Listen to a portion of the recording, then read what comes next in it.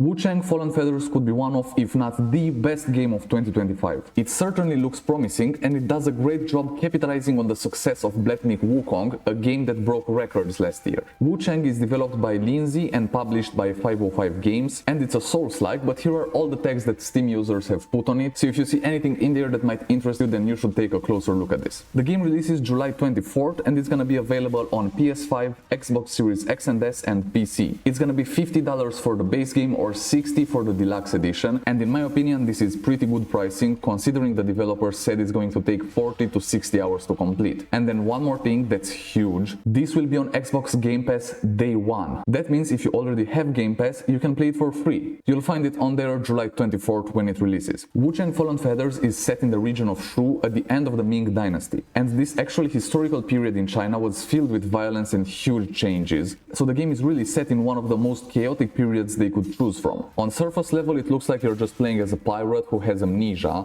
but the protagonist's story might be way deeper than that, and we'll talk about it in a bit. But the developers really went above and beyond to showcase Chinese history and mythology by 3D scanning real Chinese artifacts and having them as environmental assets in the game. You might not notice them straight away, but they are meant to deepen the immersion into the world of 17th century China, and I think it's really great that they went the extra step to do all of that. Wuchang is not going to be open world, but even though it takes a more classic approach to level design, some of the areas look like they're pretty big, and the developers also said they tried to encourage exploration when designing these areas. Some of them might even have some Metroidvania elements where you loop back around to access previously blocked off areas using your newfound abilities. One of the most important plot and gameplay elements is the feathering. This is a disease that affects the entire region of Shu, and the protagonist also has it. But here's the catch, there is no cure and you're losing your memories and going mad. So your seemingly impossible goal is to find a cure for the feathering. For whatever reason, this disease also gives you access to some really cool magical abilities through the magical feathers that grow on your arm. Also, every time you die, the disease spreads more and you get more powerful abilities, but it also leaves you open to receive more damage. That's gonna be a very interesting mechanic when you die 50 times on a boss and now you've got less health but deal more damage. That might help you, but it also might just punish you for being bad at the game. And the whole disease that spreads when you die thing somewhat reminds me of Hellblade Senua's Sacrifice, where you had this black disease that grows from your arm, sounds pretty familiar,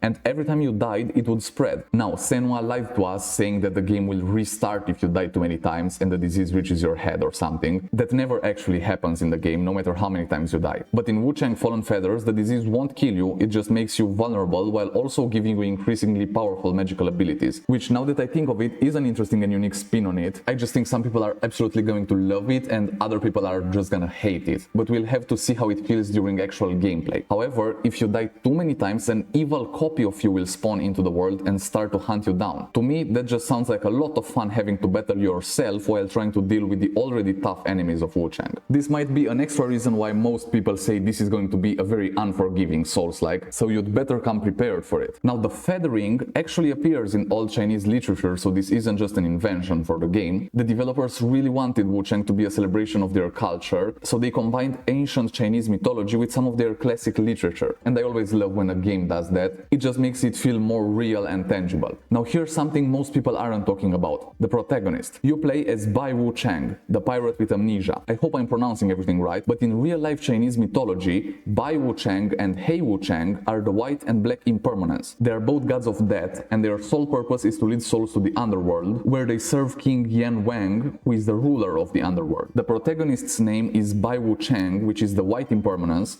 but we have amnesia caused by the feathering disease. So could this mean that we will actually be playing as a literal god of death, but won't know it until the end? If that's true, this game is just blowing my mind already. My prediction, and this is not a spoiler or anything, the game releases next week and I don't have any extra information, but I think that we will start to remember who we are throughout the game, while also getting a lot of abilities through skill trees, weapon abilities and armor buffs. So by the end of the game, we will have the abilities of a god, and we will actually realize who we are as we defeat the feathering and get all our memories back. Plus, in one of the trailers, it literally says, you don't know you're a monster until someone comes to slay you. So could this literally mean you don't know you're a monster, as in you are the god of death but have amnesia in the game? This is just a theory of mine, but if this is actually true, that would be insane. I really hope that's the plot twist in the game. Imagine if I predicted the whole game with the plot twist and everything. I would never shut up about it if I actually predicted it right. Now, before we talk about combat and bosses, make sure to leave a like on the video if you enjoy it. It helps me out a lot, so thanks for doing that. Wuchang will have a large variety of weapons and multiple magic abilities. The weapons will also have abilities that need to be charged up by performing well in combat. Perfect dodges and parries can charge the abilities as well as your magic, so you'll need to constantly switch from offensive to defensive to be able to deal the most damage. This means if you came in here thinking this is a typical Souls-like where you just lay back and wait for the enemy to do its whole attack pattern and then you attack, that's not it. Wuchang forces you to be aggressive and get in the combat, but you are sort of a glass cannon, so you can't take many hits. That means there's a risk-reward system here where you need to be aggressive, but that can also lead to your downfall pretty quick. Something that adds to that is that not all weapons have the same abilities. For example, you might be able to parry with a certain type of sword, but you can't block. And you might block with a giant axe, but can't parry with it. But you will have two weapons in your loadout, so you can switch out between them in combat. And the game also encourages you to change your loadout fairly often and try new things all the time. But the bosses are the main reason anyone plays a Souls-like. Let's be honest here, you are not playing it for the story. Bosses are going to be varied and have distinct attack patterns that might take quite a bit to understand. Some news outlets who have gotten the chance to play a couple hours of Wuchang describe the combat as unforgiving and uber difficult. This might be typical for Souls-like, but from what I've seen, and I've watched dozens of reviews and read plenty of articles, Wuchang Fallen Feathers does boss variety particularly well. It looks like this game might scratch a very specific itch Souls-like fans have, and it might just be the one piece that's missing in the whole Souls-like genre. Those are pretty big words, and we still haven't gotten our hands on the game, but personally I am very hopeful for this.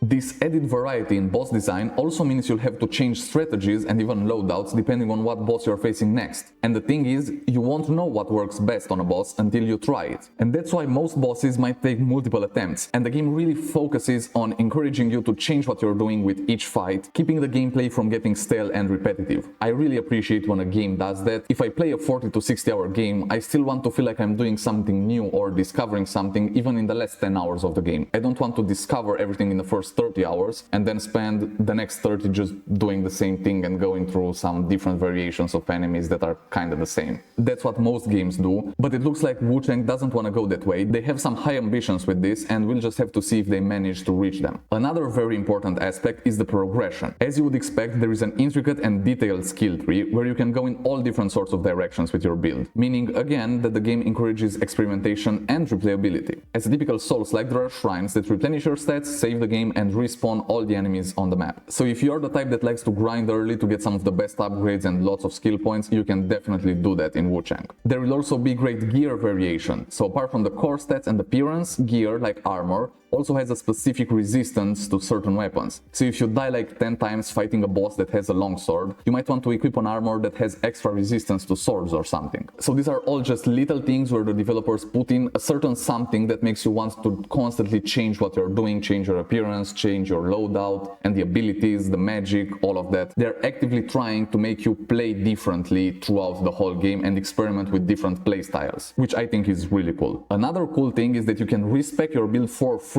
at any shrine you find along your journey. So if that doesn't encourage experimentation with different builds and different playstyles, I don't know what does. Another aspect that I have to talk about are the system requirements. Here are the minimum and the recommended specs. This isn't a game that will run on any old PC, so make sure you can run it before buying it. You can still pre-order it until it releases on July 24th, and if you pre-order the basic edition for $50, you'll get 2 enhanced costume sets, an interesting looking weapon and skill points, and if you get a deluxe edition for $60, you'll get 4 more costumes and 4 more weapons. Try to say that 5 times quick. So all in all, Wuchang Fallen Feathers is a Souls-like that does things slightly different. I'm really curious to see where the story goes and what happens to the protagonist by the end of the game. By the way, do you think I got it right with the whole plot twist and everything? If you're watching this after the release of the game and you've played through it, please let me know down in the comment section below. And if any of this sounds like something you're interested in, you can try the game when it releases on July 24th. Now make sure to subscribe for more gaming news and watch this video next. I've been Games for Life, and I'll see you next time.